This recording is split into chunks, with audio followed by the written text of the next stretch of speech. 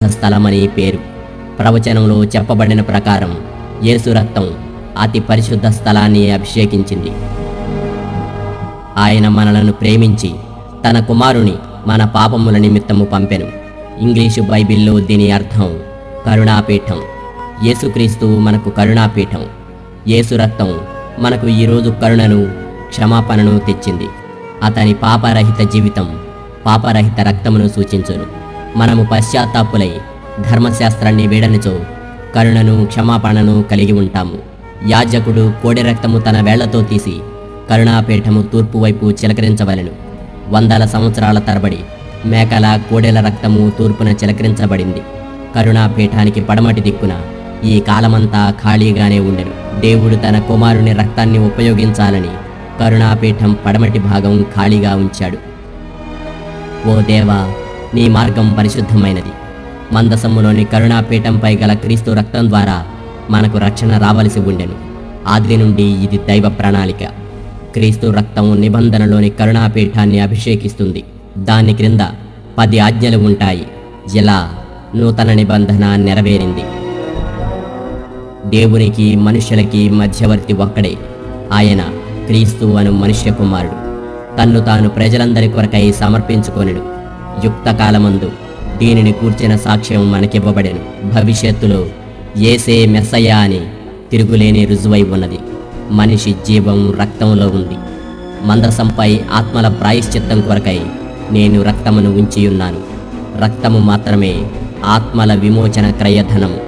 మన పాప పరిహారార్థం యేసు రక్తము మందసంపై ఉండవలసి ఉన్నది. ఆయన పాపం లేని రక్తములో జీవం ఉన్నది. కరుణాపీఠంపై ఉంచబడుటను బట్టి ఇది మన ఆత్మలకు విమోచన అయ్యను. కరుణాపీఠముపై గంట ఆకారములో కిరీటం ఉంచబడింది. దీని అర్థం జీవం. దానితో పాటు ఓ దానిమ్మ పండు. దీని అర్థం పునరుత్థానం. ఇది యేసు యొక్క పునరుత్థాన భావాన్ని సూచిస్తుంది. రాన్ బయాట్ గారు ఇజ్రాయేలు పురావస్తు శాఖ వారికి ఇచ్చిన వస్తువులలో దానిమ్మ పండు ఆకారపు దంతము ఒకటి ఉన్నది. ఇది యెహోవా మందిరమునకు చెందినది, యాజకులకు పరిశుద్ధమైనది. ఇది అందరికీ తెలిసిన మొదటి మందిర వస్తువు. ఇజ్రాయేలు తపాలా బిళ్లపై కూడా సొలొమోను మందిరము, దాని పక్కన ఈ దానిమ్మ పండు ఉంచబడి ఉన్నది. దానిమ్మ పండు వస్తువు పురావస్తు ప్రదర్శనశాల సంరక్షణలో ఉంచబడింది. ఆయన వధకు తేబడిన గొర్రె పిల్లవలే ఉండెను.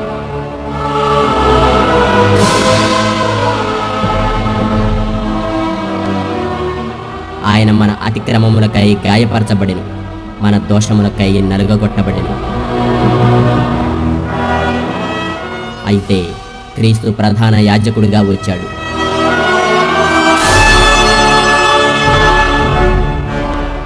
యేసు క్రిందకి చేరి పాపమనే గుంట నుండి మనిషిని కాపాడాడు. పరలోక తండ్రితో కలిసి ఉన్న సంబంధం ఒక్కటే ధర్మశాస్త్రాన్ని ఉద్ధరించగలవని రుజువు చేశాడు.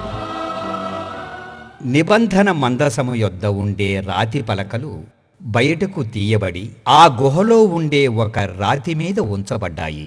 దేవుడు దానిని ఎప్పుడు తెలియజేస్తాడు? దూత చెప్పిన ప్రకారం ఆ మృగము సంఖ్య యొక్క చట్టము అమలు అయినప్పుడు. నీకు అర్థమవుతూ ఉందా? నీవు దేవుని చట్టాన్ని, దేవుని ముద్రను కలిగి ఉండాలి. త్వరలో చేయబోయే సాతాను చట్టాన్ని నీవు పొందుకోనిచో దేనిని కొనలేవు, అమ్మలేవు. నీవు మృగము యొక్క సంఖ్యను 666 కలిగి ఉంటే వారి చట్టాన్ని కలిగి ఉంటావు. అంటే దేవుని చట్టాన్ని వదిలి ఉన్నావు.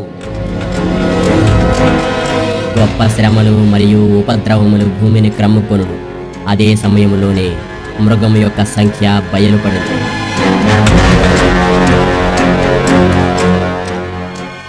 మన ఆత్మలకు సంబంధించిన యుద్ధములో చీకటి శక్తులు వెలుగు శక్తులతో పోరాడుచున్నవి. ఈ రోజులలో గొప్ప వివాదాలు నెలకొని ఉన్నవి. రానున్న రోజుల్లో ఆ మృగము యొక్క ముద్ర సమయములో ఇది బయటపడును. మృగము యొక్క ముద్ర చట్టపు సమయములో 2 రకాల ప్రజలు గుర్తింపబడుతురు. తప్పిపోయిన వారు మొదటి రకం.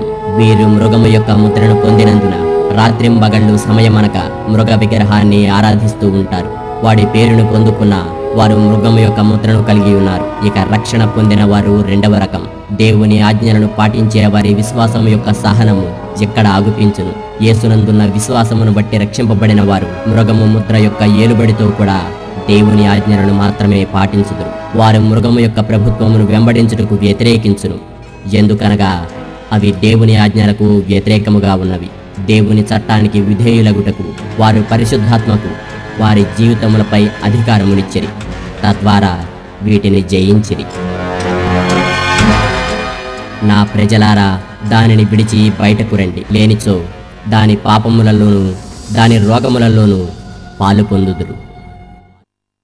ప్రియులారా, నిబంధన మందసము కనుగొనబడింది. రాతి పలకలు అందుబాటులో ఉన్నాయి. దేవుడు నిర్ణయించినప్పుడు ఈ భూ ప్రజలకు తెలియజేయబడును. అప్పుడు వారిలో ప్రతి ఒక్కరూ దేవుని చిత్తము తెలుసుకుంటారు. తొందరలోనే మృగము యొక్క ముద్ర మరియు దాని పరిపాలన బలవంతంగా అమలుపరచబడతాయి. 10 ఆజ్ఞలలో ఏదేని ఒకటి తప్పుటకు మనుష్యులను బలవంతము చేయును, లేనిచో క్రయ విక్రయాలకు తావుండదు.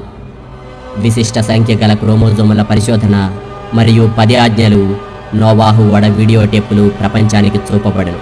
ప్రపంచ సువార్త వ్యాప్తికి ఇవి పరాకాష్ట. ప్రతివారు యేసులో పశ్చాత్తాపపడి క్షమాపణ పొంది పరిశుద్ధాత్మ ద్వారా 10 ఆజ్ఞలకు లోబడాలి, లేదా ఆ మృగపు ముద్ర వేయించుకొని తప్పిపోవాలి. భూమిపై ప్రతి ఒక్కరూ అవస్థలో ఉంటారు. కనుక దేవుని ద్వారా క్రీస్తు తన ప్రజలను పరలోక గృహానికి తీసుకుపోతాడు.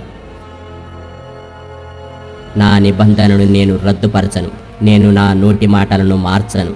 ఆ ఘట సర్పము ఆగ్రహము తెచ్చుకొని దేవుని ఆజ్ఞలను గైకొనుచు యేసును గూర్చి సాక్ష్యమిచ్చుచూ ఉన్నవారైన ఆమె సంతానములో శేషించిన వారితో యుద్ధము చేయుచు బయలువెడలి సముద్ర తీరమును నిలిచెను.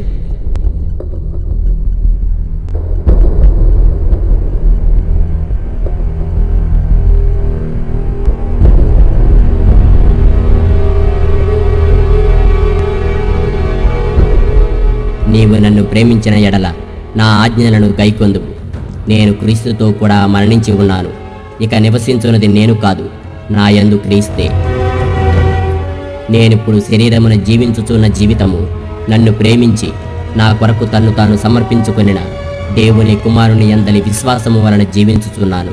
అప్పుడు మహాశ్రమ కలుగును. కనుక మీరు పారిపోవుట చలికాలమందైనను విశ్రాంతి దినమందైనను సంభవింపకుండా ఉండవలనని ప్రార్థించండి. లోకారంభము నుండి ఇప్పటి వరకును అట్టి శ్రమ కలుగలేదు, ఇక ఎప్పుడునూ కలుగబోదు.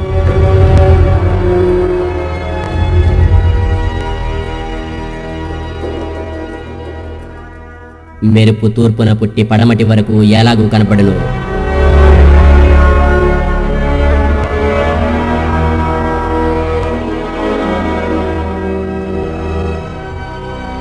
అలాగే మనుష్య కుమారుని రాకడయు నుండును.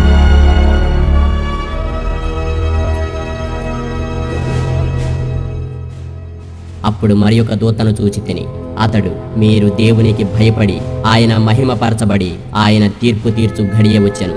కనుక ఆకాశమును భూమిని సముద్రమును జలధారలను కలుగజేసిన వానికి నమస్కారము చేయుడి అని గొప్ప స్వరముతో చెప్పెను. వేరొక దూత మహోద్రేకముతో కూడిన తన వ్యభిచార మద్యమును సమస్త జనములకు త్రాగించిన ఈ మహాబబులోను కూలిపోయెను అని చెప్పెను. ఈ క్రూర మృగమునకు గాని దాని ప్రతిమకు గాని ఎవడైనను నమస్కారము చేసి తన నొసటి యందేమి చేతి మీదనేమి ఆ ముద్ర వేయించుకుని ఎడల ఏమీయూ కలపబడకుండా దేవుని ఉగ్రత పాత్రలో పోయబడిన దేవుని కోపమును మద్యమును వాడు త్రాగును. పరిశుద్ధ దూతల ఎదుటను గొర్రెపిల్ల ఎదుటను అగ్ని గంధకముల చేత వాడు బాధింపబడును. అప్పుడు మనుష్య కుమారుని సూచన ఆకాశమందు కనపడును. అప్పుడు మనుష్య కుమారుడు ప్రభావముతోనూ మహామహిమతోనూ ఆకాశ మేఘారూఢుడై వచ్చట చూచి భూమి మీదనున్న సకల గోత్రముల వారు రొమ్ము కొట్టుకుందురు. అన్యాయము చేయువాడు ఇంకను అన్యాయము చేయనిమ్ము, అపవిత్రుడైన వాడు ఇంకను అపవిత్రుడుగానే యుండనిమ్ము, నీతిమంతుడు ఇంకను నీతిమంతుడుగానే యుండనిమ్ము, పరిశుద్ధుడు ఇంకను పరిశుద్ధుడుగానే యుండనిమ్ము. ఇదిగో త్వరగా వచ్చుచున్నాను. వాని క్రియ చొప్పున ప్రతి వానికిచ్చుటకు నేను సిద్ధపరిచిన జీతము నా యొద్ద ఉన్నది. ఆ దినమున ప్రజలు ఇలా అందరూ, ఇదిగో మనలను రక్షించునని మనము కనిపెట్టి ఎన్నుకున్న మన దేవుడైన యెహోవా ఈయనే, ఆయన రక్షణను బట్టి సంతోషించి ఉత్సహింతము. ఇదిగో ఆయన మేఘారూఢుడై వచ్చుచున్నాడు. ప్రతి నేత్రము ఆయనను చూచును. ఆయనను పొడిచిన వారును చూచెదరు. భూజనులందరూ ఆయనను చూచి రొమ్ము కొట్టుకొందురు. అవును, ఆమెన్. జీవవృక్షమునకు హక్కు గలవారై గుమ్మముల గుండా ఆ పట్టణములోనికి ప్రవేశించినట్లు తమ వస్త్రములను ఊదుకుకొని వారు ధన్యులు.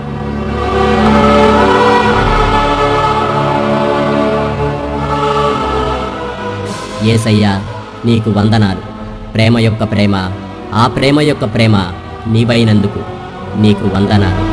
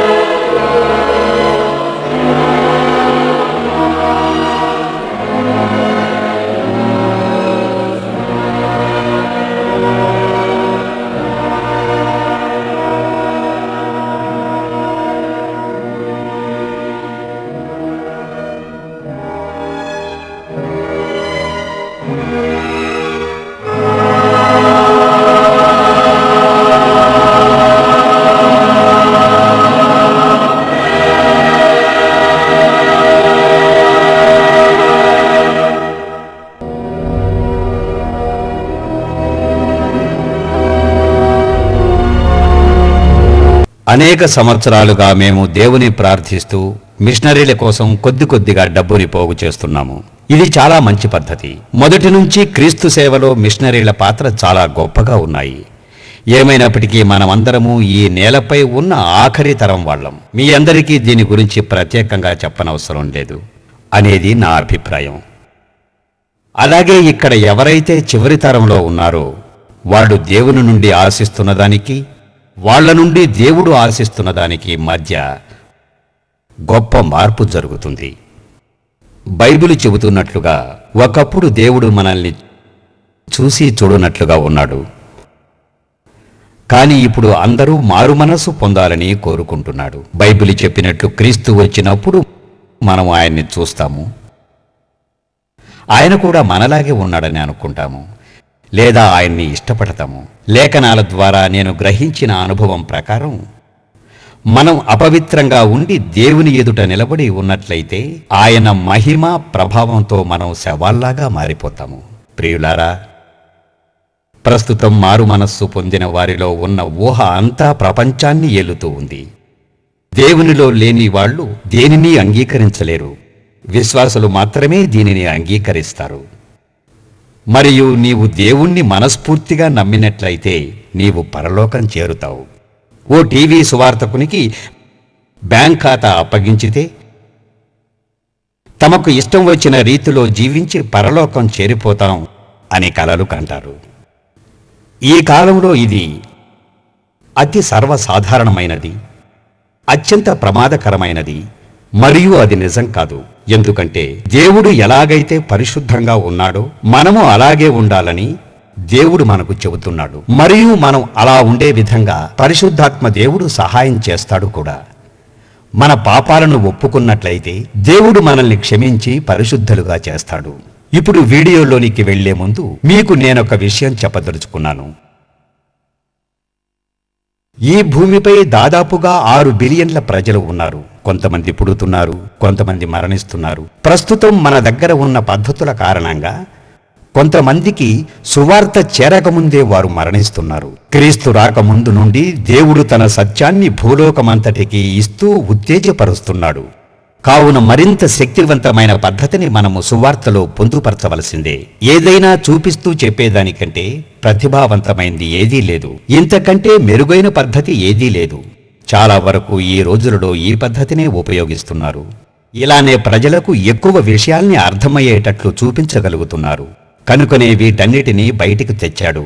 నన్ను అడుగుతూ ఉంటారు, రాన్ గారు, ఎందుకు దేవుడు మిమ్మల్ని ఈ పనికి ఎన్నుకున్నారు అని.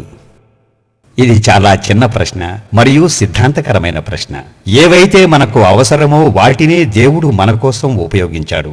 నేను కలలో కూడా ఊహించని రీతిలో దేవుడు అవకాశాన్ని ఇచ్చి నేను ఊహించిన దానికన్నా విలువైన రుజువులను సేకరించుటకు, వాటిని భద్రపరుచుటకు దేవుడు నాకు సహాయం చేశాడు. మొదట నోవాహు ఓడను, దాని ఆధారాలను కనుగొనడమే నా జీవితాశయంగా ఉండేది. అనుకోని విధంగా దేవుడు నన్ను నడిపిస్తూ అనేక మలుపులు తిప్పి మిగతా వాటిని వాటంతట అవే నా మార్గానికి వచ్చేటట్లు చేసి వాటిని కనుగొనేటట్లు చేశాడు. నేను అదృష్టవంతుడిని. కనుకనే వీటన్నిటినీ దేవుడు బయటికి తెచ్చాడు. దేవుడిచ్చిన ఈ అవకాశాన్ని ఎంతో కృతజ్ఞతగా భావిస్తున్నాను. దేవుడు నన్నే ఈ పనికి ఎన్నుకొని తరతరాల నుండి ఎవరూ కనుగొనని ఈ నగ్న సత్యాలను ఆధారాలతో సహా కనిపెట్టడానికి నన్ను వాడుకోవడంలో ఉన్న ఆంతర్యం ఏమిటంటే, మామూలు వాళ్ళు వీటిని కనుగొన్నట్లయితే వారికి ఆ శక్తి సామర్థ్యాలు ఉన్న కారణంగా కనుగొన్నామనే పేరు వచ్చేది. అలా జరగకుండా దేవుడు నన్ను ఎన్నుకొని ఈ పనులు చేయటంలోని ఆంతర్యం, దేవుడే ఈ పనులను చేయదలిచాడు అని అర్థం. అవును, ప్రభావవంతమైనవే.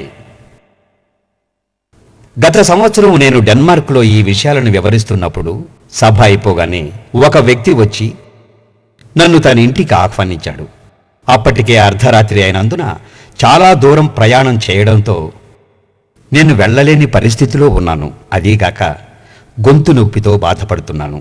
ఇప్పుడు రాలేను అని చెప్పాలని ఉన్నా అతనికి కొన్ని సందేహాలు ఉన్నాయని చెప్పటంతో అతని ఇంటికి వెళ్ళాను. అక్కడ వాళ్ళు నాకు వనమూలికలు కలిపిన టీ ఇచ్చారు.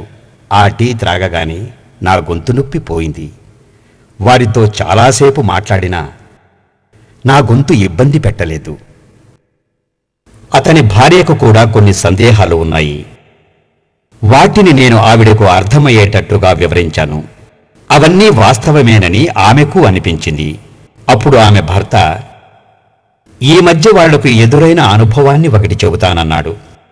అతను మాట్లాడుతూ, తాను బైబిలును ముద్రించే బృందంలో సభ్యుడునని, కొన్ని వేల గ్రంథాలు ముద్రించి కమ్యూనిస్టు దేశాలలో వాటిని పంచేవాళ్లమని, అయితే అక్కడ చాలామంది ప్రజలు బైబిలును కొనరు, అంతేగాక ఇది ఒక కల్పిత పుస్తకమని వారికి తెలిసిన రీతిలో జవాబులిచ్చేవారు అని చెప్పాడు. ఇలా అతను చెబుతూ, అందుకు నేను ఒక పద్ధతిని కనుగొన్నాను అని, చెక్ రిపబ్లిక్ దేశానికి వారి భాషలోనే కొన్ని వేల బైబిల్స్ని మేము ముద్రించాము. మేము అక్కడికి వెళ్ళి ఒక పెద్ద హాలును వాళ్ళ మేనేజ్మెంట్ సహాయంతో అద్దెకు తీసుకున్నాము అని చెప్పాడు. నా అభిప్రాయం, అతను వాళ్ళకి $100 చెల్లించుంటాడు. కొన్ని వేల మంది హాజరు అయ్యేటట్టుగా చూసుకుని ప్రచారం చేశాడు.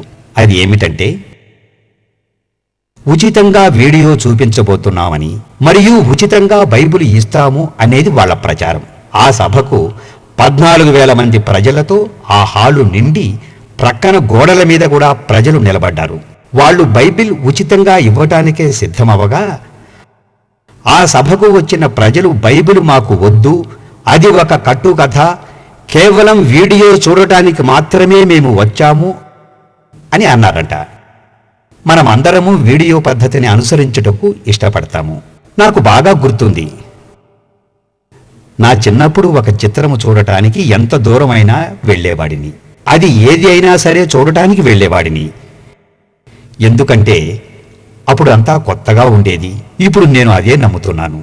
ప్రజలు కూడా ఈ పద్ధతికే తప్పకుండా స్పందిస్తారని, కనుక వాళ్ళకి ఆ వీడియో వారి భాషలోకి తర్జుమా చేసి చూపించగా, వీడియో చూసిన వెంటనే ప్రజలు ఎంతో ఇష్టముతో బైబిల్ తీసుకున్నారు. ప్రజలు ఏదైతే కట్టుకథ అని తీసిపారేశారు.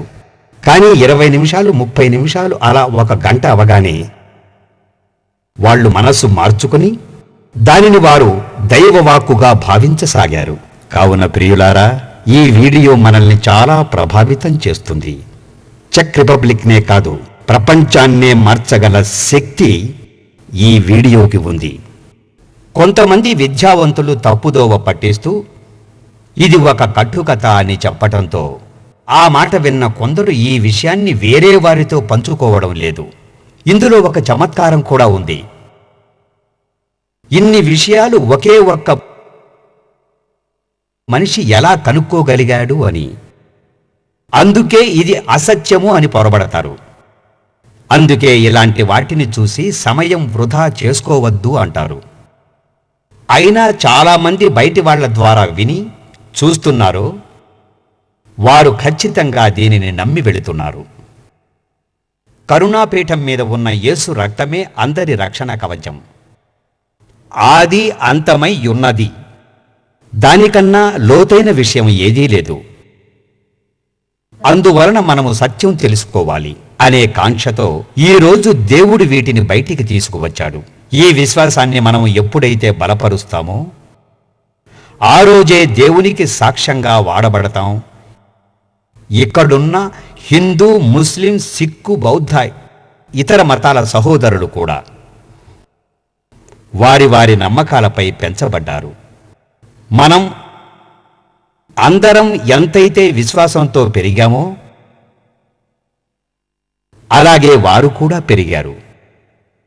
అలాంటి వారిని కూడా దేవుని వైపు మరల్చుటకు ఆ దేవుడే ఈ వీడియోని వెలుగులోకి తీసుకువచ్చాడు.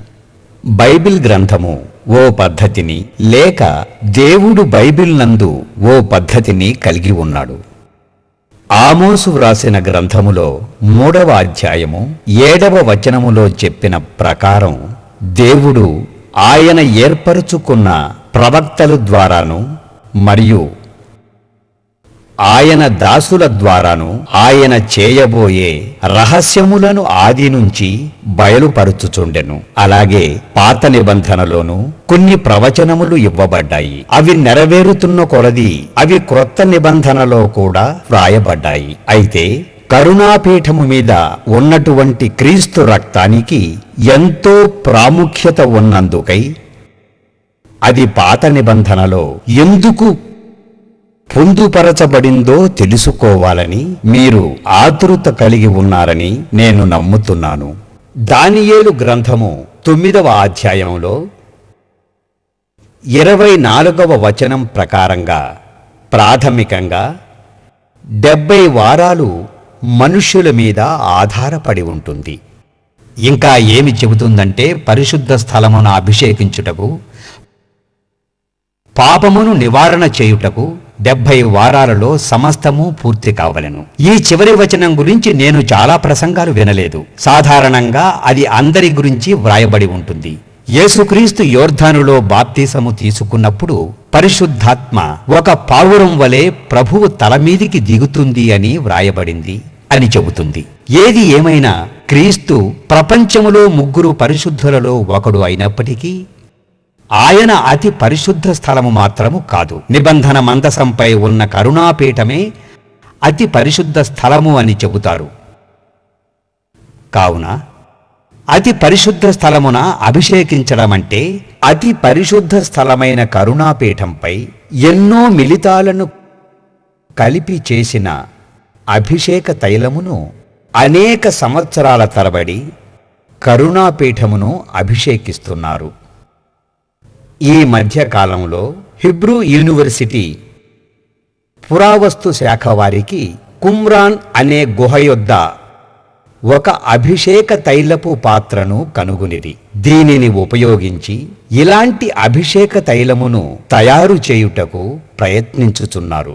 ఎన్నో ప్రత్యేక గుణములు గల ఈ అభిషేక తైలము యేసుక్రీస్తు రక్తమునకు సాదృశ్యముగా ఉండెను. అందువలన ప్రియులారా, మనము దానియేలు 9వ అధ్యాయం 24వ వచనములో చివరి భాగము జాగ్రత్తగా ప్రార్థనాపూర్వకంగా విశ్వసించి ప్రవచనాన్ని చూచినట్లయితే ఈ 70 వారాల వ్యవధిలో యేసుక్రీస్తు యొక్క ప్రశస్త రక్తము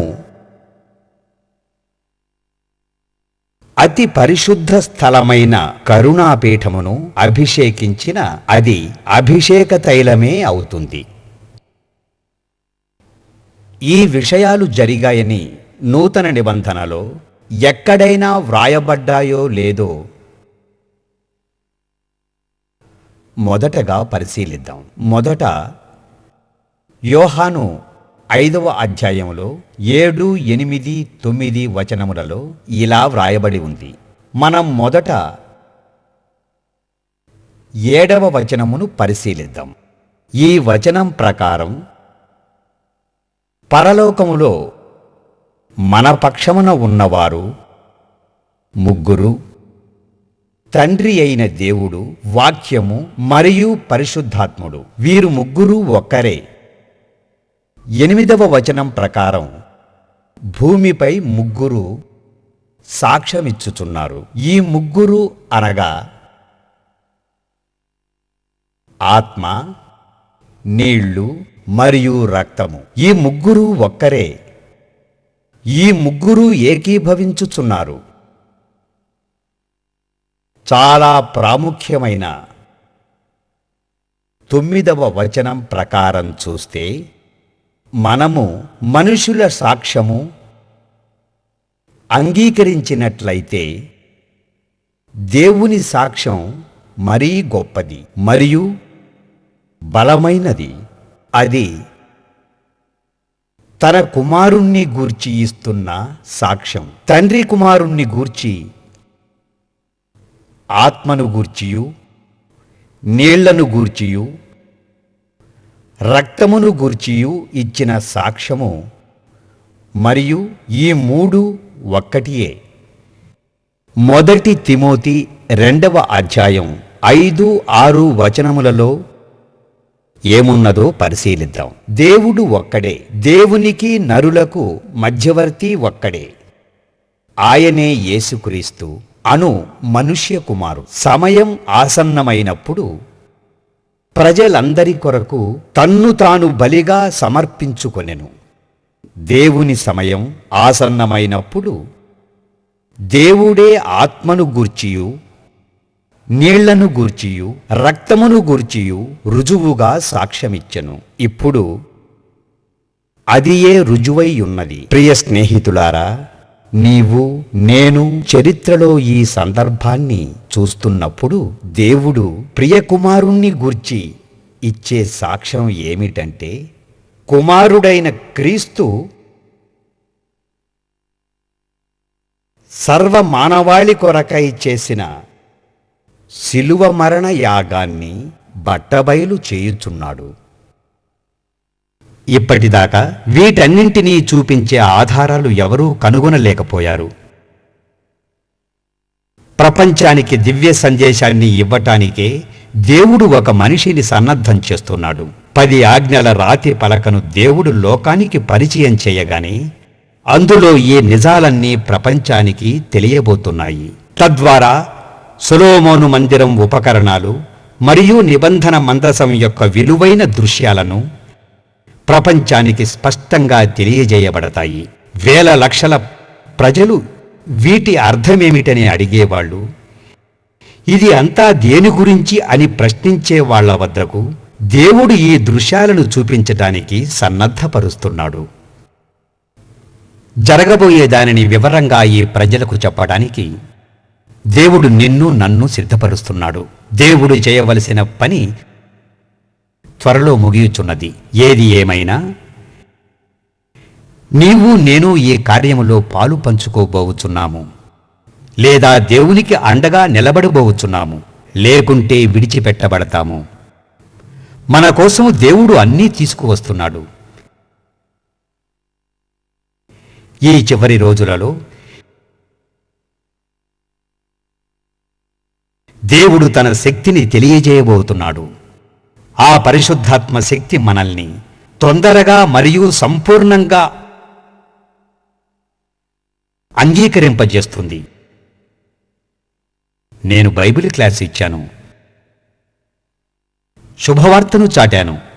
అది నాకు ఎంతో ఆనందాన్నిచ్చింది. మీరు కూడా నాలాంటి అనుభవం కలవారే. కానీ ఈ సత్యములో మనుషుల్ని ఒప్పించటానికి నెలల తరుబడి సమయం పట్టింది. అయితే నా అనుభవం ద్వారా చెప్పేది ఏమిటంటే, దేవుణ్ణి అంగీకరించని అన్ని కుల మతాల వారికి దేవుడు తన స్వహస్తాలతో వ్రాసిన 10 ఆజ్ఞల పలకల యొక్క వీడియోను ప్రపంచానికి చూపించే అవసరత ఎంతైనా ఉంది. ఇప్పుడు నేను మంచి చెడులను గూర్చి తెలిపే పరిశుద్ధ వాక్యమును గూర్చి మీతో పంచుకోవాలనుకుంటున్నాను. ఇంకా మృతుల స్థితిని గూర్చిన సమాచారాన్ని కూడా పంచుకోవాలి అనుకుంటున్నాను. బైబిల్ ఎంతో స్వచ్ఛముగాను స్పష్టముగాను ఉన్న దానిని ఎవ్వరూ అర్థం చేసుకోలేదు. ఎప్పుడైతే ఈ వీడియో చూపించామో వారు చాలా త్వరగా దీనిని అర్థము చేసుకొనుట నాకు చాలా ఆశ్చర్యాన్ని కలిగించింది. అందుకే ప్రభువు సెలవిచ్చుచున్నాడు, శక్తి చేతనైనను బలము చేతనైనను కాదు, నా ఆత్మ ద్వారానే దీనిని జరిగింతును అని. కనుకనే ఎవరైతే పరిశుద్ధాత్మకై వారి హృదయాలను తెరుస్తారో వారిని ప్రభువు రక్షిస్తాడు. ఒకవేళ సిద్ధపాటు లేని వారైతే, వారు ఎంత తెలివైన వారైనా సరే ఈ సత్యం వారు తెలుసుకోలేరు. దేవుని పని చేయుటకు నీకు నాకు మనందరికీ బాధ్యత కలదు. ఒకవేళ దేవుని కోసం నీవు నేను ఉపయోగపడకపోతే మన చుట్టూ ఉన్నవారు పరలోకం ఎలా పొందుకోగలరు? ఒక్కసారి ఆలోచించు. ఊహించుటకే ఎంతో భయంకరంగా ఉంది కదూ. నీవు నేను ప్రార్థించవలసినది ఏమిటి? ప్రార్థించవలసిన అనేక ముఖ్యమైన విషయాలు మరచి కేవలం నీ గురించి నీ కుటుంబం గురించి మాత్రమే ప్రార్థించుచున్నావా? నేను కూడా నీలాగే కేవలం క్రైస్తవ కుటుంబముగా జీవించుటకు సంవత్సరముల తరబడి ప్రార్థనలో పోరాడి తిని, అయినా ఫలితం శూన్యం. ఆత్మల భారము కలిగి ఉండుటకు ప్రార్థించి తినో, నా ప్రార్థన మారెను, నా జీవితము మారెను. నేను రక్షణ కోసం సుదీర్ఘ ప్రార్థన మానితిని. ఇంకా ఇప్పటికీ నా కుటుంబం గురించి ప్రార్థిస్తాను. నేను యేసు నామములో అడిగేవి మాత్రం ఎవ్వరూ తప్పిపోకుండా వారికి నమ్రతతో దయతో పరలోకం చేర్చుటకు నన్ను సిద్ధపరచమని ప్రార్థిస్తాను. అంతేకాకుండా ఏ ఒక్కరూ తప్పిపోకుండా ఉండుటకు దేవుడు నన్ను ఎలా వాడుకున్నా సరే నేను సిద్ధముగా ఉంటాను. ప్రియ స్నేహితులారా, నీవు కూడా ఇలాంటి ప్రార్థన చేయాలని కోరుతున్నాను.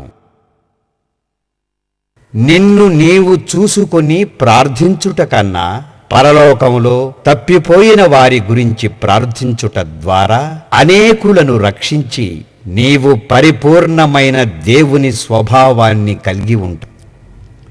యెషయా 26వ అధ్యాయంలో 19వ వచనములో, మృతులైన నీ వారు బ్రతుకుదురు, నా వారి శవములు సజీవములగును. మంటిలో పడియున్న వారులారా, మేల్కొని ఉత్సహించుడి. నీ మంచు ప్రకాశమానమైన మంచు భూమి తనలోని ప్రేతలను సజీవులుగా చేయును. దేవుడు యెషయా ప్రవక్త ద్వారా పలికించిన ప్రవచనము. పాపము వలన వచ్చు జీతము మరణము, అందువలన అందరూ పాపము చేసినందున అందరికీ మరణము సంప్రాప్తమాయను.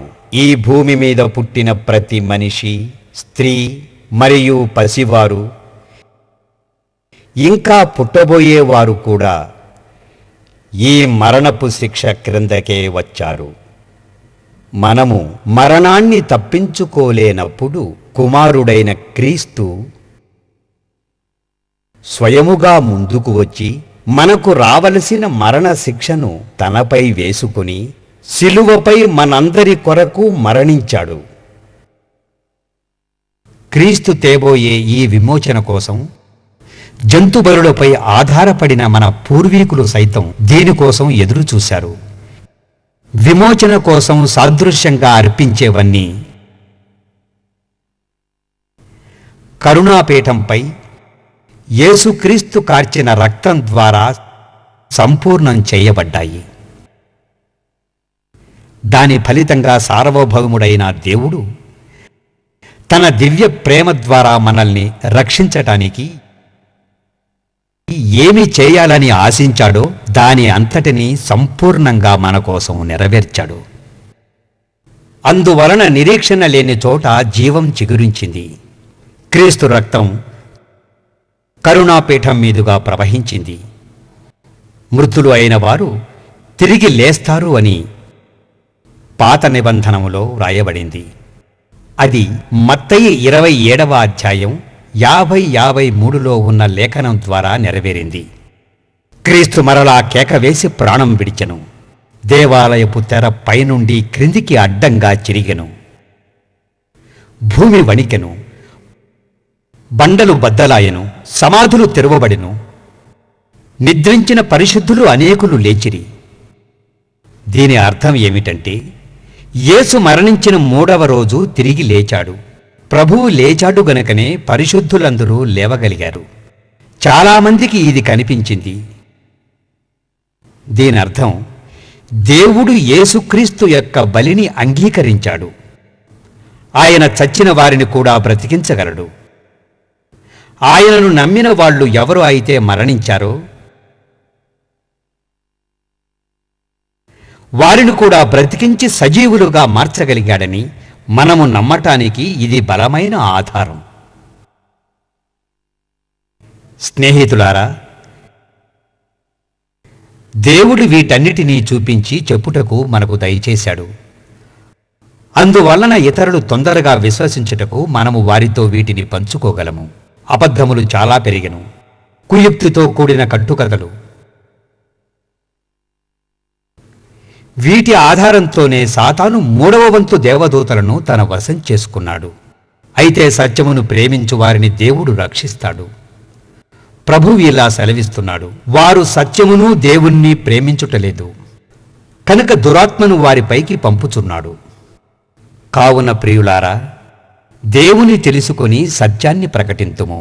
అలా కానిచో మనం కూడా వారిలాగానే మోసగింపబడతాము. ఇది తప్ప మనకు వేరే మార్గం లేదు. దేవుడు సత్యం కోసం మనకు అప్పగించిన పనిని పూర్తి చేయటానికి మనము సిద్ధంగా ఉండవలసిందిగా మీ అందరినీ హెచ్చరిస్తున్నాను. ప్రతి సందేహానికి మించిన ఆయన ప్రేమను మనకు అందించెను. ఆయన మన కోసం పరలోకమును వదిలి ఇక్కడికి వచ్చాడు. మనము యేసయ్యతో మాట్లాడటానికి ఇదే సరియైన సమయం. నేను ఏదో ప్రసంగం చేస్తూ ప్రభువు నిన్ను పిలుస్తున్నాడు అని చెప్పడం లేదు. నీవు ప్రశాంతంగా కారు నడుపుతున్నప్పుడు, క్షేమంగా ఇంటికి వెళుతున్నప్పుడు, పరలోకములో ఉన్న మన తండ్రి అయిన దేవునికి నీకోసం ఆయన చేసిన దానికి కృతజ్ఞతలు చెప్పవలసిందిగా వేడుకుంటున్నాను. ఎలాగంటే, నిన్ను తీసుకుని సత్యం కోసం వాడుకోమని వేడుకోవాలి. నీవు ఇతరులను రక్షించుటకు వాళ్ళు దేవుణ్ణి నమ్మేటట్లుగా నన్ను ఉపయోగించుకోమని అడగాలి. ఇప్పుడు మీరు అడిగే ప్రశ్నలకు జవాబులు వెనక భాగంలో మొదట మీరు చేయెత్తారు. చెప్పండి. రాన్ గారు, మీరు మందసం ఫోటో తీసినప్పుడు అది రాలేదు. నా ప్రశ్న ఏమిటంటే, నిబంధన మందసం యొక్క ఛాయాచిత్రము ఎప్పుడైనా మీరు తీస్తే వచ్చిందా? మంచి ప్రశ్న. మా దగ్గర మంచి ఛాయాచిత్రాలు ఉన్నాయి. 10 ఆజ్ఞల రాతి పలకలు అందరి దర్శనానికి పెట్టినప్పుడు మేము చూపిస్తాము. ఈ సంవత్సరమే అది జరుగుతుందని నేను తలంచుచున్నాను. అప్పుడు నేను మంచి ఛాయాచిత్రాలు తీయలేకపోవుటకు కారణం, ఆ సమయమున నేను గుహ నుండి బయటికి వచ్చి ఎవరినైనా కేక వేసి పిలిచి మంచి ఛాయాచిత్రాలు తీసి చూపించేవాడిని. కానీ నేను చేయవలసింది అది కాదు. దేవుడు నా నుండి దానిని కోరడం లేదు. అందుకే నేను ఛాయాచిత్రములు తీయటకు దేవుడు అనుమతించలేదు. అయితే రానున్న దినములలో మీరు కొద్దిగా ప్రయాణం చేసి కొంత దూరం వెళ్ళగలిగితే దేవుడు సొంతంగా తన వ్రేలితో వ్రాసిన 10 ఆజ్ఞల పలకలను మీరు చూడవచ్చును. మందసమును చూడగలరు. సన్నిధి రొట్టెల బల్లను, దీపస్తంభమును, బంగారు ధూపార్తిని, బంగారు ధూప వేదికను, కొన్ని సమర్పింపబడిన వస్తువులను, అంతేకాక కరుణాపీఠం పైన ఉన్న క్రీస్తు రక్తమును కూడా మీరు చూడగలరు. రాన్గారు, ఒకవేళ ప్రభువే దాన్ని కాపాడుతూ ఉంటే ఎవరైనా ఇప్పుడు దాన్ని తాకవచ్చునా? అందరూ తాకవచ్చని నేను అనను. నేను నమ్మేది ఏమిటంటే, ఒకవేళ నీ ఉద్దేశాలు దేవుడే నీకు కలగజేసినట్లయితే నిరభ్యంతరంగా తాకవచ్చు. మీకు తెలుసు మంచితనం మనలో లేదని. దేవుడు ఇవ్వకుండా మనకు మంచితనం రాదు. దాన్ని దేవుని దగ్గర నుండి తీసుకోవటానికి ముందు మనం ఇష్టపడాలి. మనం చేసే ప్రతి పాపం, అంటే మనం తెలిసి చేసిన పాపాన్ని, తెలియక చేసిన పాపాన్ని రెండింటినీ క్షమించమని దేవుడిని ప్రార్థించినట్లయితే ఫలితం ఉంటుంది. అయినా మన మంచి దేవునికి మురికి గుడ్డతో సమానం. కావున ఈ ప్రపంచంలో దేవుడు మనకు చెప్పని వాటిని చేసినట్లయితే మనకు నరకమే మిగులుతుంది. ఎవరైతే యేసుక్రీస్తు రక్తములో మరియు ఆయన నామములో ఎవరు కడగబడతారో వాళ్లే దానిని తాకగలరు. అంతకంటే ముందు దేవుడు చెప్పింది మనము పాటిస్తున్నామా లేదా అన్నది ముందు మనకు తెలియాలి. లేవి క్రమములో ఉంటున్న లేవీయులు దానిని ముట్టినప్పటికీ క్షేమం కలుగుతుందని చెప్పలేము. దావీదు మందసం తీస్తున్నప్పుడు అది క్రింద పడుతుంటే ఉజ్జియా దానిని తాకితే మరణించాడు. ఇజ్రాయేలు ప్రభుత్వం నిబంధన మందసం దగ్గరకు 6 లేవీయులను పంపారు. మందసాన్ని తీసి మందిరం నిర్మించేదాకా దానిని సురక్షిత ప్రదేశానికి తరలించాలని, తిరిగి ఆగిపోయిన రక్తబలులను ప్రారంభించటానికి వారు అలా చేశారు. కానీ వాళ్ళు ఆ గుహలో ఉన్న మందసమును చేరకముందే నరాలు చిట్టి చనిపోయారు. అందువలన మంచి ప్రవర్తన లేకపోతే మందసాన్ని తాకటం సాధ్యం కాదు. వారు ఎలాంటి వారైనా సరే, ఏ వంశము వారైనా సరే ఇక్కడ కుదరదు. రాన్ గారు, అది ఎక్కడ కనుగొనబడింది? సరి అయిన స్థలమని చెప్పుటకు నాకు అనుమతి లేదు. అయితే నేను కనుగొన్న దగ్గర మాత్రం నిబంధన మందసం ఖచ్చితంగా ఉంది. మీరెప్పుడైనా దాన్ని ముట్టుకున్నారా? నేను మందసములో ఉన్న 10 ఆజ్ఞల రాతి పలకలను బయటికి తీయుచుండగా అనుకోకుండా నేను నిబంధన మందసమునకు తగిలితిని. దీనిని నేను బయలుపరచకూడదు. కాని దేవుడు తాను చేయునది ఒక ఉద్దేశము కలిగి చేస్తాడు. నేను వెతుకుతున్నది నేను కనుగొన్న వెంటనే బయటికి తేవాలని నేను అనుకోలేదు. అది ఓ 90 అడుగుల సొరంగ మార్గము. నేను ఆ సొరంగం తవ్వటము ప్రారంభించినప్పటి నుండి 90 అడుగులు త్రవ్వితిని. అనగా భూమికి 45 అడుగులు క్రింది భాగమున నిబంధన మందసము ఉండెను.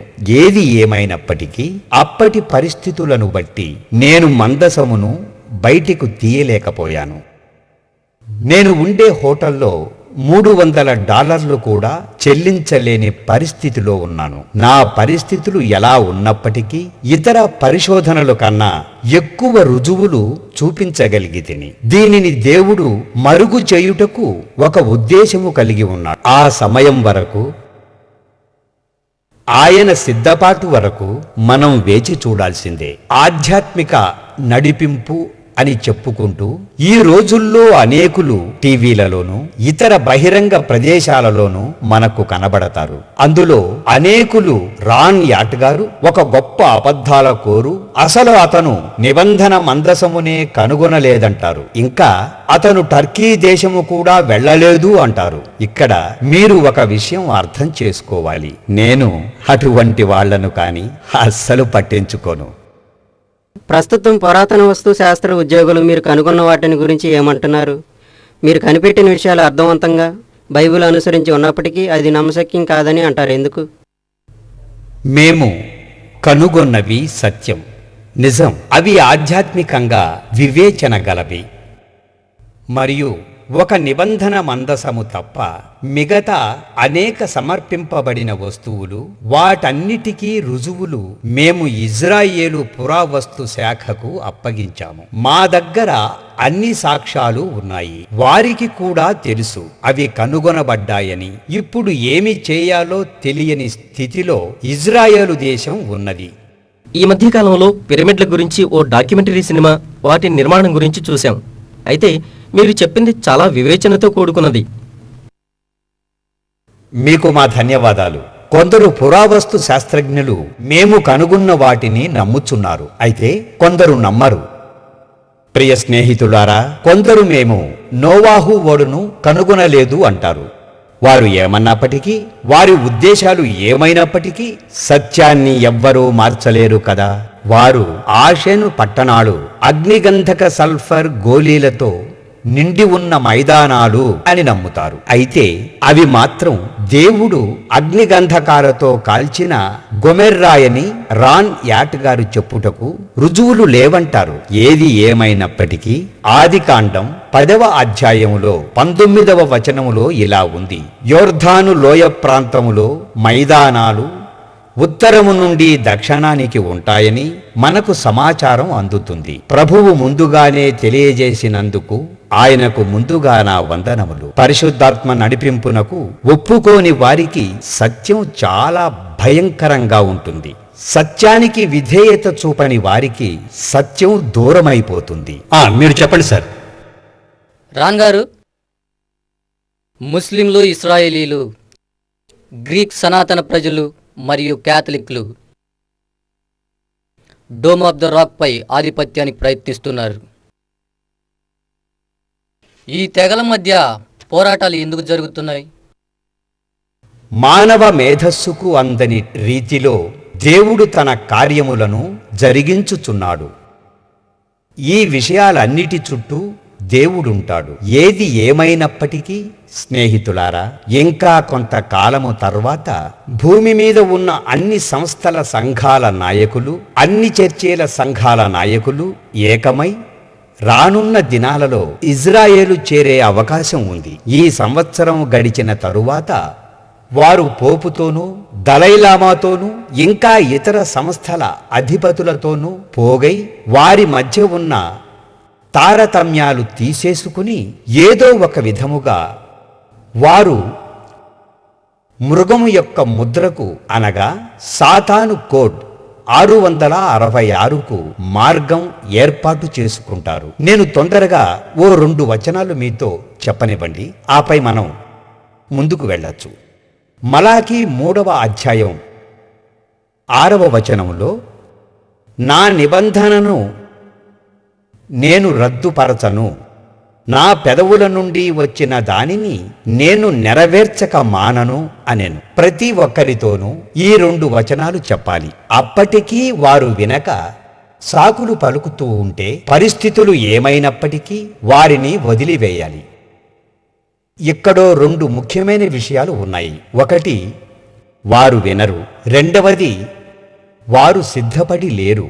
ఆ రెండింటిలో ఏదో ఒకటి అయి ఉంటుంది. కనుక నేను దానిని వదిలివేయమంటున్నాను. ప్రతి ఒక్కరికి ఒక అవకాశం ఇవ్వాలి అనుకుంటున్నాను. మీరు చెప్పండి. ఇజ్రాయెల్ ప్రభుత్వానికి మందసం గురించి తెలియజేసినప్పుడు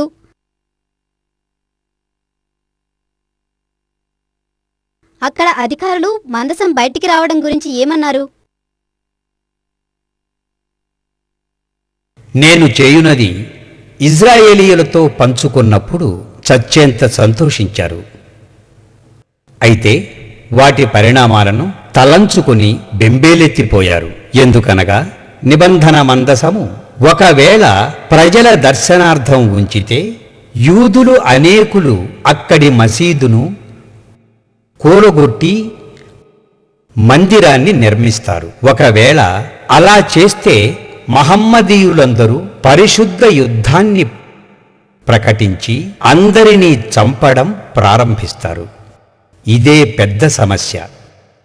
ఇది ఇజ్రాయేలీయులకు ప్రత్యేక సంవత్సరం. 3000 సంవత్సరాల క్రితం దావీదు ఈ యెరూషలేమును పట్టుకొని ఇజ్రాయేలీయుల ముఖ్య పట్టణముగా చేసుకొనెనని నమ్ముతారు. అందుకై వారు కొన్ని ప్రత్యేక పనులు చేయాలని ఉన్నారు. ఇదే సమయములో ఈ విషయాలను వారికి తెలియజేస్తే బాగుంటుందని వారు నాకో సలహా ఇచ్చారు. ఇక్కడ ఓ విషయాన్ని మీతో నేను తొందరగా పంచుకుంటాను. ఒక విషయం బైబిలు నందు ఉన్నది. అది ఎక్కడ ఉందో నాకు తెలియదు, కానీ మీరు కనుగొనవచ్చును. అది తాము పొడిచిన వాని వైపు వారు చూచెదరు అని చెబుతుంది. మంచిది. రెండవ రాకడప్పుడు మీరు అందరూ వచ్చెదరు. అయితే అది అప్పటికి ఆలస్యమై ఉంటుంది. అవకాశము మూసివేయబడుతుంది. అంతటా వారు తాము పొడిచిన వానిపై చూచెదరు. వారి పూర్వీకులు వారికి నేర్పిన మోసక్రియలు అప్పుడు బయలుపడును. అందువలన అనేకులు కరుణాపీఠం పైన క్రీస్తు రక్తము చూచి సత్యమును నమ్మెదరు. ఏ కులాల ప్రాంతముల వారైనా సత్యమును నమ్మువారు భూమి అందంతటా చెదిరియున్నారు. దేవుడు అప్పుడు వారిని చేరును. వారు కూడా యేసుకు స్పందించి రక్షణ పొందుతారు. ఇది ఒక నిర్ణయింపబడిన ఒప్పందము. మన భాగము మనము చేయునట్లు దేవుడు అనుమతించాలి. నిబంధన మందసం యొక్క మంచి ఛాయాచిత్రాలున్నాయా? మా వద్ద అన్నీ సిద్ధముగానే ఉన్నాయి. అయితే మేము చూపించటానికి దేవుడు అనుమతించలేదు. ఎప్పుడైతే దేవుడు అనుమతిస్తాడో అప్పుడు ప్రపంచమంతా చూపించటానికి సిద్ధముగా ఉన్నాము. మీరు చెప్పండి. రాన్ గారు, షకీనా మహిమ ఇంకా మందసంపై ఉన్నదా? షకీనా మహిమ గురించి ఒకవేళ తెలుసుకోవాలనుకుంటే యెహెజ్కేలు 10వ అధ్యాయం 11వ వచనం ప్రకారం యూదుల నుండి దేవుడు తన మహిమను వెనక్కు తీసేసుకొనుచున్నాడు. ఆమోసు 3వ అధ్యాయం 7వ వచనం మరియు ఆయన తన దాసులైన ప్రవక్తలకు చెప్పకుండా ఏమీ చేయడు. కనుకనే దేవుడు తన దాసుడైన యెహెజ్కేలునకు కనబరుస్తున్నాడు. యెహెజ్కేలును దేవుడు తీసుకుని యెరూషలేములో యూదులు దేవునికి వ్యతిరేకముగా చేయు ప్రతి అసహ్య కార్యక్రమములను మొదటగా చూపించెను. ఆ తర్వాత 10 మరియు 11వ అధ్యాయములలో యెహెజ్కేలును దేవుడు మందిరములోనికి తీసుకుని పోగా యెహెజ్కేలు ఆత్మతో నింపబడి ఇలా చెప్పెను, నేను చూడగా కెరూబులు పైన దేవుని మహిమ నిలిచెను. అది దేవుని ఆత్మ, షకీనా మహిమ. అర్థము చేసుకోగలిగితే ఆ మహిమ షకీనా మహిమ. ఇదే యెరూషలేము దేవాలయపు ద్వారము యొద్ద నిలిచెను. మందిరాన్ని వాళ్ళు ఇల్లు అని కూడా అంటారు. అతను ఆత్మలో ఎత్తబడి బయటకు రాగా దేవుని మహిమ దేవుని మందిరముపై నుండి లేచి ఆ పట్టణముపై నుండి తూర్పు వైపునకు వెళ్ళెను అని యెహెజ్కేలు 10-11 అధ్యాయమును బట్టి తెలుస్తుంది. ఇది క్రీస్తు పూర్వం 587లో దేవుని మందసము దాచిపెట్టుటకు కొద్ది కాలము ముందు జరిగెను. నిబంధన మందసము దాచిపెట్టిన స్థలమే నేను కనుగొన్నది. నిబంధన మందసము ఎవరి రక్షణలో ఉన్నది? మంచి ప్రశ్న. అక్కడ 6 లేవీయులు కనుగొనబడ్డారు. వాళ్ళు లోనికి వెళ్ళటానికి ప్రయత్నించారు, కానీ ఆ గుహలోకి చేరలేక సొరంగ మార్గ మధ్యములోనే మరణించారు. అది ఎప్పుడూ ఆయన రక్షణలోనే ఉంటుంది.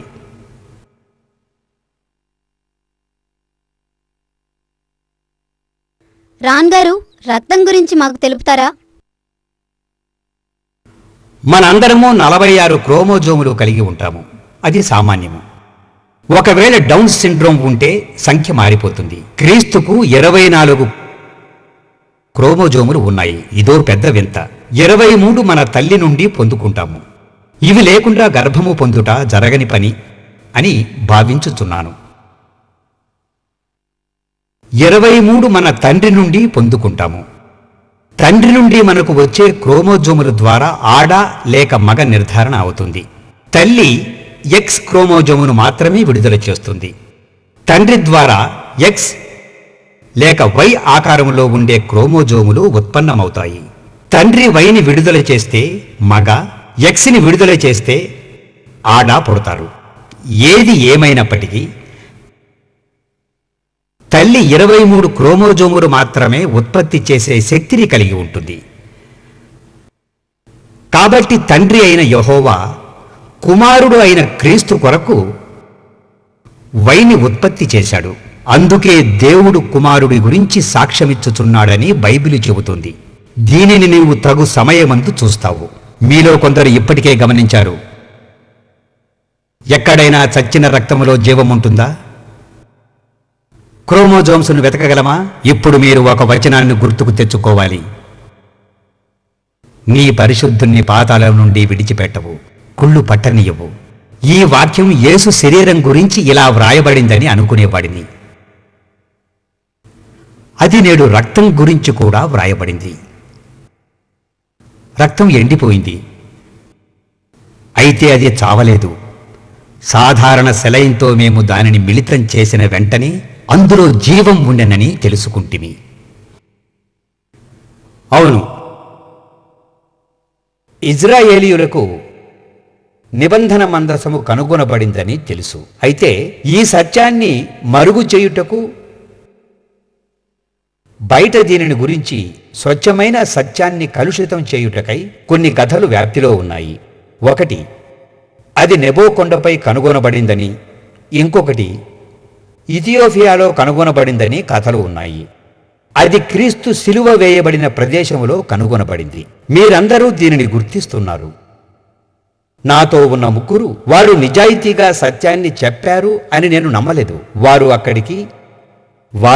అక్కడి అధికారులకు లొంగి సత్యాన్ని చెప్పలేకపోయారు. ఇప్పుడు అందరూ అడిగిన ఓ ప్రశ్న, ఇజ్రాయెల్ ప్రభుత్వం నిబంధన మందసం కనుగొనబడిందని నమ్ముతూ ఉందా? అక్కడ 10 ఆజ్ఞల పలకలు మంచి స్థితిలోనే ఉన్నాయి. నిబంధన మందసము, వాటిపై ఉన్న అమరికలు కూడా బాగున్నాయి. చిగురించిన అహరోను కర్ర, మన్నా పాత్ర అక్కడ లేవు. వారి వస్త్రములు పాతబడలేదు, వారి చెప్పులు తెగిపోలేదు అని విన్నాం కదా. అందుకే వాటిని కూడా ఇక్కడ దాచిపెట్టడం జరిగింది. రాణ్ గారు, రాతి పలకలు ఏ ఆకారంలో ఉన్నాయి? మీ ప్రశ్న గోల్కతా కొండ కింద ఉన్న నిబంధన మందసములోని 10 ఆజ్ఞల రాతి పలకలు ఎలా ఉన్నాయి అనే కదా. రాతి పలకలు ఏ ఆకారంలో ఉన్నాయి? మీరు నన్ను క్షమించాలి, దానికి కారణాలు మీతో పంచుకుంటాను. మీ అందరికీ తెలుసు 10 ఆజ్ఞల రాతి పలకలు నిబంధన మందసములో అమర్చబడ్డాయి అని. నిబంధన మందసము పెద్దదేమీ కాదు. ఏది ఏమైనప్పటికీ మీరందరూ ఎక్కడెక్కడి నుంచి వచ్చారో నాకు తెలుసు, నేను అర్థం చేసుకోగలను. ఒక విషాద సన్నివేశాన్ని 10 మంది చూచిన తరువాత వారిని ఎవరన్నా ఆ విషయం అడిగితే 10 రకాలుగా వారి ఆలోచన చొప్పున వాళ్ళ ధోరణిలో చెప్పుతారు. ఇది సర్వసాధారణం. కనుక నేను వాటి గూర్చి మీకు ఇప్పుడు చెబితే మీరు వాటిని చూడలేదు కనుక వాటిని మీరు ఊహించుకుంటారు. ఆపై కొద్ది కాలానికి అంతా మరిచిపోతారు. రాన్ యాట్ గారు ఇలా చెప్పారు, అలా చెప్పారు అని చెప్పడం మొదలు పెడతారు. అందుకే నేను అలా చేయదలుచుకోలేదు. మేము ఆ గుహలో ఉన్న రాతి పలకలను బయటికి తెచ్చినప్పుడు మీలో కొద్ది మంది మీరు చెప్పినది ఒకటి, ఇక్కడ ఉన్నది ఇంకొకటి అని అడుగుతారు. కనుకనే నేను వాటి గురించి మీతో చెప్పదలుచుకోలేదు. నన్ను క్షమించండి. దేవుని చిత్తమైతే త్వరలో మీరందరూ 10 ఆజ్ఞల పలకలను, మందసాన్ని, యేసు రక్తాన్ని చూడబోతున్నారు. మీరు చెప్పండి సార్. అవి హెబ్రీ భాషలో ఉన్నాయా లేక ఏ భాషలో ఉన్నాయి? అవి హెబ్రీ కన్నా పురాతన భాషలో ఉన్నాయి. అప్పుడు వాటిని మేము చదవలేకపోయాము, కానీ చదవగలిగే స్థితిలోనే ఉన్నాయి. అకాడియన్ హిబ్రూ గాని చదవగలిగే వారు మాత్రమే వాటిని చదవగలరు. మీరు 70 రోజులు జైల్లో గడిపారనుకుంటా. మీ వీడియో ద్వారా అర్థమైంది స్నేహితులే ఆ పని చేసి ఉంటారని.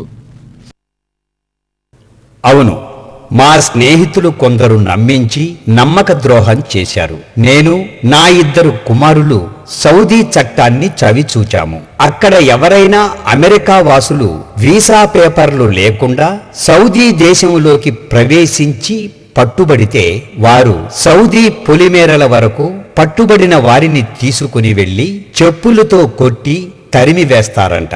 అంతకు మించి శిక్షిస్తే 15 రోజులు జైల్లో ఉంచుదురు. నేను 4.5 సంవత్సరాల నుండి సీనాయి పర్వతాన్ని చూడాలని ప్రయాసపడుతుండగా 15 రోజులు జైలు జీవితం ఏమంత పెద్ద శిక్షగా నాకు అనిపించలేదు. సీనాయి పర్వత ప్రాంతములోనికి చేరి ఆ కొండపైకి వెళ్ళాము. ఒకవేళ నేను తిరిగి రాలేనేమో అని కొందరికి దీని గురించి చెప్పి ఉంచాను. ఆ ప్రియులందరి పేర్లు నేను చెప్పలేను గాని అందులో ఒకరు అపోలో 15 యొక్క వ్యోమగామి జమ్ ఎర్విన్. అతను ఇప్పుడు ప్రభువునందు నిద్రించెను. పరలోకములో నేను ఆయన్ని కలుసుకుంటాను. ఆయనకు నేను ఇలా చెప్పాను, జిమ్, ఒకవేళ నేను 15 రోజుల్లో నీకు ఫోన్ చేయకపోతే మేము ఏదో ప్రమాదములో ఉన్నామని తెలుసుకో. మేము సమస్యలో ఉంటాము కనుక మమ్మును బయటికి తెచ్చుటకు నీవు ఏమి చేయగలవో దానిని చేయి.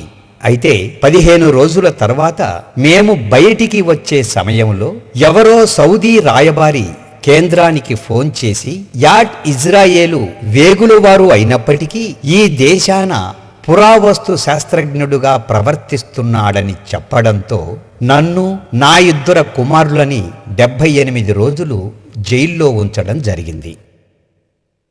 ఆ సమయంలో నేను మందసం గురించి పంచుకోవడం వలన నమ్మక ద్రోహులైన నా స్నేహితులే ప్రచారం చేసుకోవడం జరిగింది. అయితే సిబిసి టెలివిజన్ వారు నాతో వీటిని కనుగొనిరని ముఖాముఖిగా మాట్లాడటం వలన ప్రజలకు నేనే కనుగొన్నానని తెలిసింది. ఒకవేళ నేను జైల్లో 78 రోజులు ఉండనిచో ఈ టీవీ వారి ద్వారా ఈ కార్యక్రమం జరగకపోయేది. అందుకే దేవుడు ప్రతి పరిస్థితిలోనూ పని చేస్తూనే ఉంటాడు. గుహలో ప్రవహించిన రక్తాన్ని నీవు ఎలా కనుగొన్నావు? నేను ఏమి చేశానో నన్ను వివరించనీయండి. ఈ ప్రశ్నోత్తరాల సమయంలో నేను ఏమి చెప్పాలో నేను దేవుణ్ణి అడిగి, దేవా, నీవు ఏమి చెప్పాలో అదే చెప్పుటకు నేర్పమన్నాను. నేను చెప్పు వాటిని మీరు గుర్తుంచుకుంటారు. మమ్మల్ని కారణమడుగు ప్రతివానికి జవాబిచ్చుటకు సిద్ధపడి ఉండవలెనని బైబిల్ చెబుతుంది. ఒక క్రమం ప్రకారం మన జవాబులు సత్యమని వారు తెలుసుకుని వరకు వాటిని వారికి తెలియజేయాలి. కానీ వారిని నిరాశపరచకూడదు. అలా చేయనిచో మనము చేయకూడనివి చేయుచున్నాము. ఇప్పుడు మనం రక్తం గురించి తెలుసుకుందాం. యేసయ్య చనిపోయినప్పుడు భూకంపం వచ్చి పర్వతములు బద్దలై బండరాళ్లు పగిలాయి.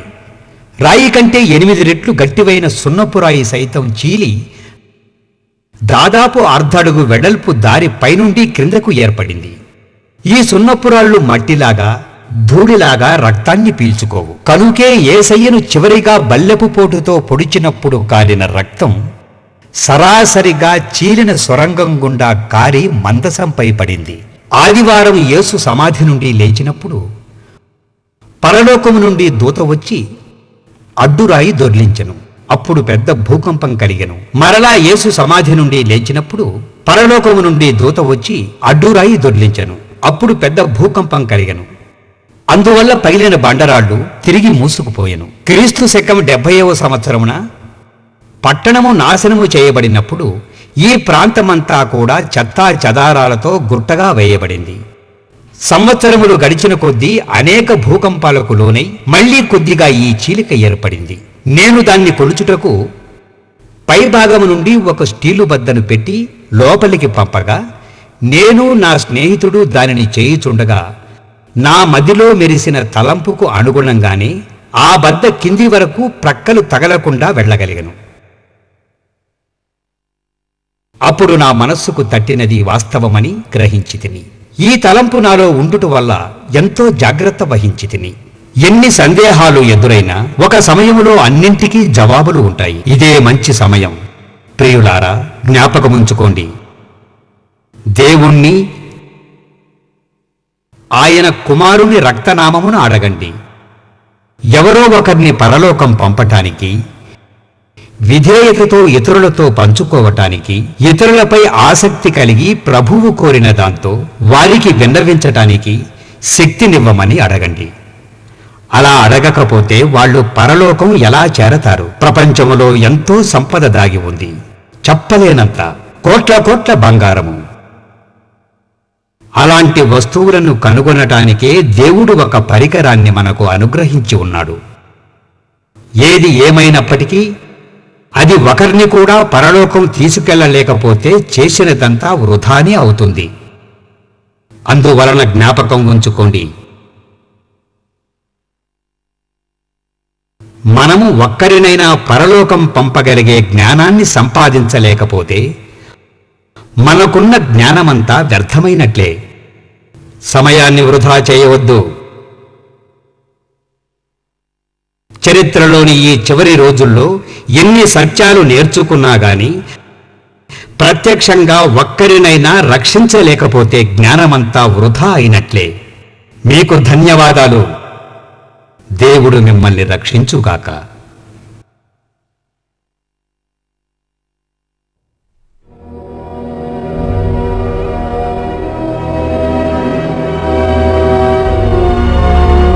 క్రీస్తు మన కోసం మరణించాడు. అందుకే మనము విమోచింపబడ్డాము. యేసుక్రీస్తు నామమున మరియు ఆయన రక్తమున కడుగబడి ఆయన దగ్గరకు రాగలుగుతాము. అందుకే ప్రకటన 22వ అధ్యాయం 14వ వచనంలో చెప్పిన ప్రకారం ఒకరోజు మనము ఆయన ఆజ్ఞలను పాటించినందుకు గాను పరలోక ద్వారములోకి ప్రవేశించి నిత్య జీవవృక్ష ఫలములు భుజించుటకు పిలువబడతాము. ప్రియ స్నేహితులారా, పాప పరిహారం చేయబడింది. త్వరలో దేవుడు నిర్ణయించిన సమయాన మీ అంతట మీరే ఆధారాలు చూస్తారు. మీరు